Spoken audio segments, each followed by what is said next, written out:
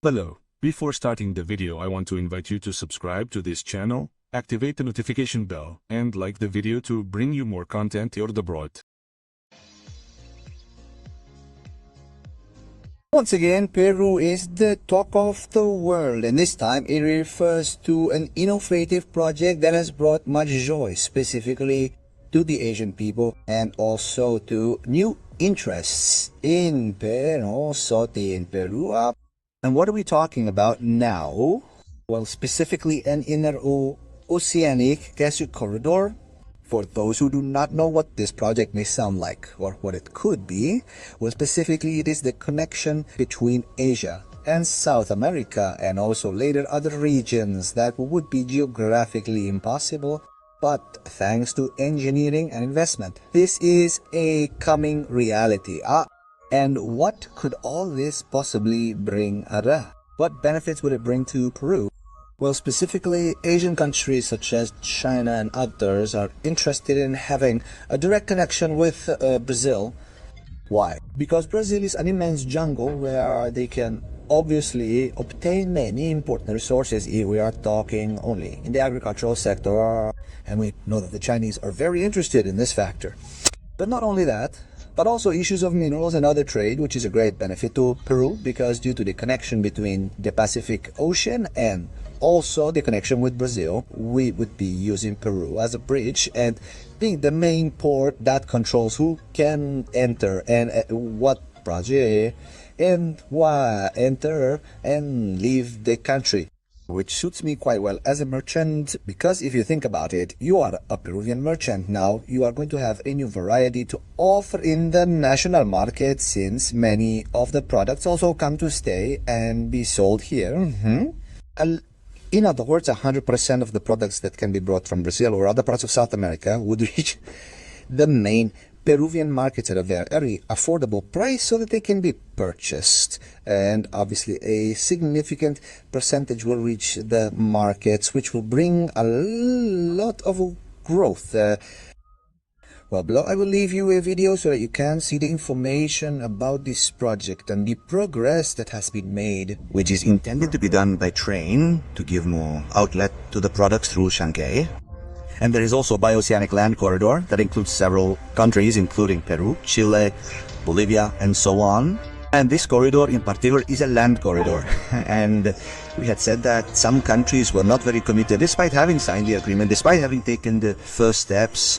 Some countries like Argentina, for example, were not very committed because, well, a bioceanic corridor requires a lot of investment, a lot of resources. And now it turns out that it is Chile that is apparently lagging a little behind. The headline of this media outlet called Pilas Radio, the bioceanic corridor advances without Chile, will be here at risk of being left behind, and a graph that already shows this corridor without Chile.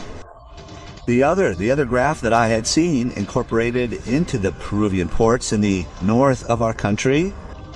A water corridor has the purpose of facilitating traffic between the connection between two oceans, in this case the Atlantic Ocean and the Pacific Ocean.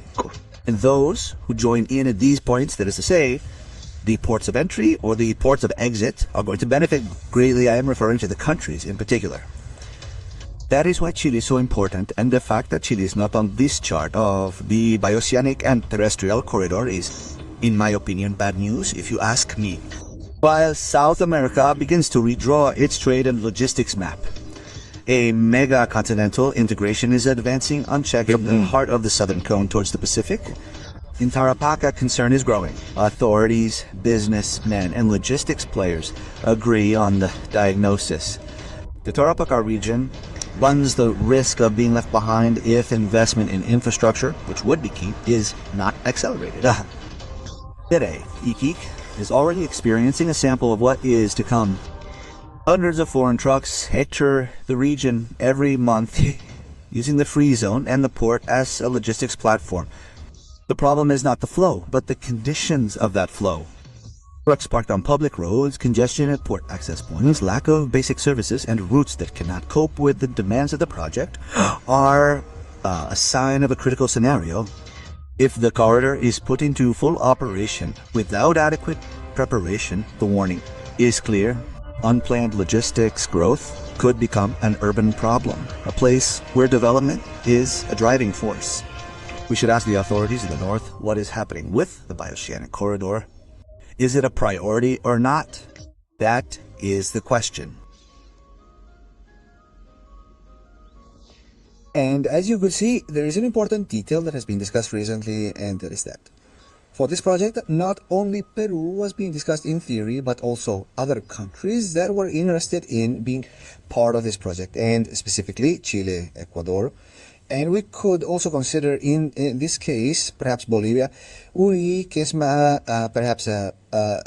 Bolivia, which was going to lend part of its territory to make this a reality. However, many of these countries failed to meet the requirements, nor were they able to continue UPO. They backed down, or rather the Chinese did not prefer to continue or support this important point as much. And why specifically? There is an important reason for all this, and that is that if China has to invest 100 million between Peru or Chile, it would practically have to choose a country.